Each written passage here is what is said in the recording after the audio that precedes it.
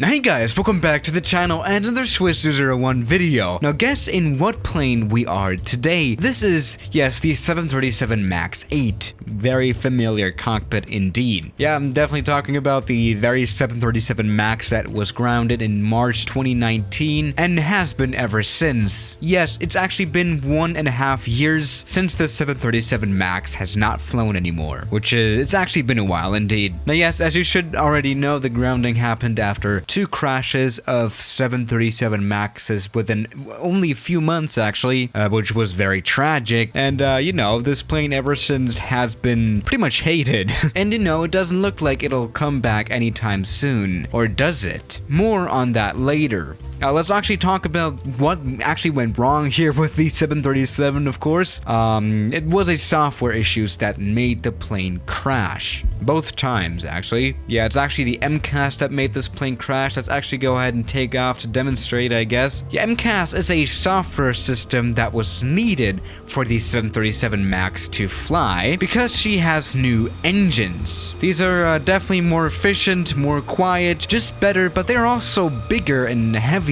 And I think they also deliver quite a lot more power. Now yes, this engine redesign was pretty good, but the new engines had the problem that they could make the plane like pull up in a steep angle, which could cause a stall. And that was when the MCAS system came into play. So let's just imagine the 737 MAX engines, the new one, want to make the plane pull up in a steep angle, which is something you're not supposed to do at all. In this case, the MCAS system would step in if the pilot didn't and push the nose of the plane down so that it can actually fly at a stable speed and not stall out. Yep, this is how the procedure is supposed to look like. It's kind of like a stall protection. That's what it's also called, even though it kind of isn't. But it does the plane, after all, protect from stalls. Now, what happened in these crashes, though, was that the MCAS system received wrong sensor data from the air-to-air sensor, I guess. And what happened in these crashes is that the MCAS system received wrong sensor data from the angle of attack sensors, I guess, which meant that the MCAS thought that there was a stall about to happen, which made the MCAS push the nose down to the ground. And the pilots could not do anything against that, actually. Yeah, that was a pretty stupid software bug that could have simply been avoided, which is definitely just sad. Now, a lot of people speculate that the reason why the new 737 MAX 8 had so many issues is that Boeing rushed the plane, which actually does kind of make sense. I mean, there was a lot of pressure to finally release the 737 MAX as soon as possible because Airbus was following up with their new A320neo. Boeing had to come up with something as well, of course. So yeah, that's the 737 MAX 8 for you.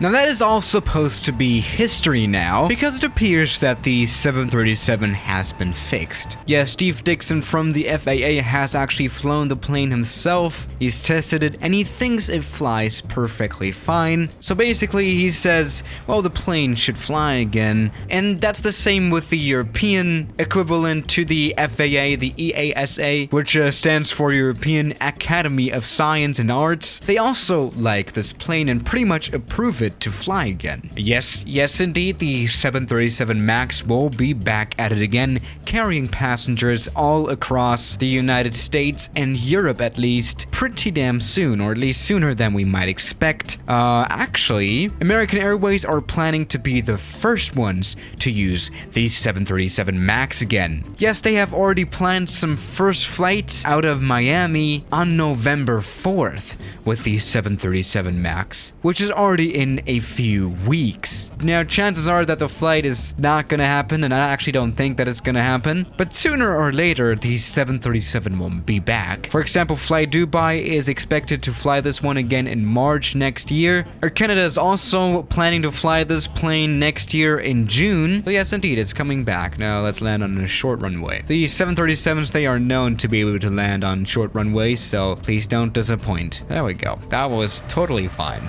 Now, of course, you may wonder, well, what has exactly changed about the 737 MAX that supposedly makes it safer? And yes, there has been a new software update. It's a very interesting thought that planes can now have software updates and patches and all that stuff, otherwise they'll crash.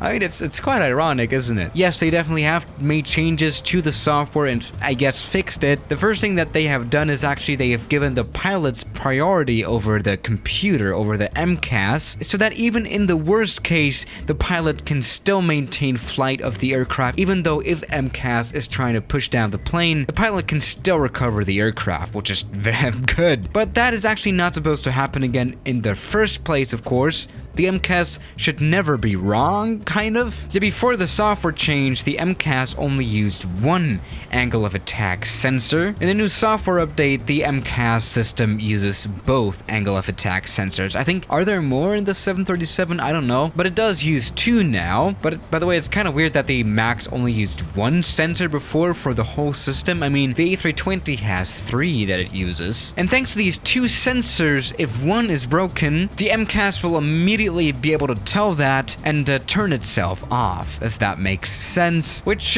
basically is the whole fix for the aircraft. Oh, there's an aircraft carrier here. Should we land on it? I guess we should. Let's see if the software fix will help us with this one. But yeah, all the hardware of the 737 has stayed the same, which means, yes, all the 737s after a quick download of the new patch can simply go ahead and fly again, even though actually all these 737 MAX pilots that were flying previously probably need some kind of new qualification, like a new type rating. Let's land on this carrier first. Alright.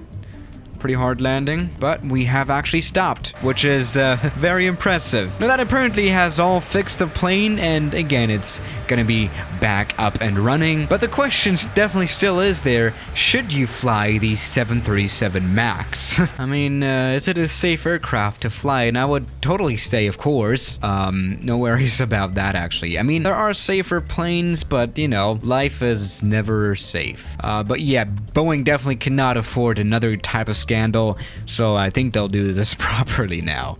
So if the plane actually comes back, you should not worry about flying this plane at all. It should totally be 100% safe. Let's go ahead and take off first, though. Got the flaps ready, all is good. And let's release the brakes, and we'll be launched into the air. Thank you, aircraft carrier. That was perfect. So yeah, guys, thank you for watching today's video, and I'll see you tomorrow. As always, good night. Oh yeah, by the way, here is the MCAS system turned off, and here you can see what would happen without it. Wow, alright.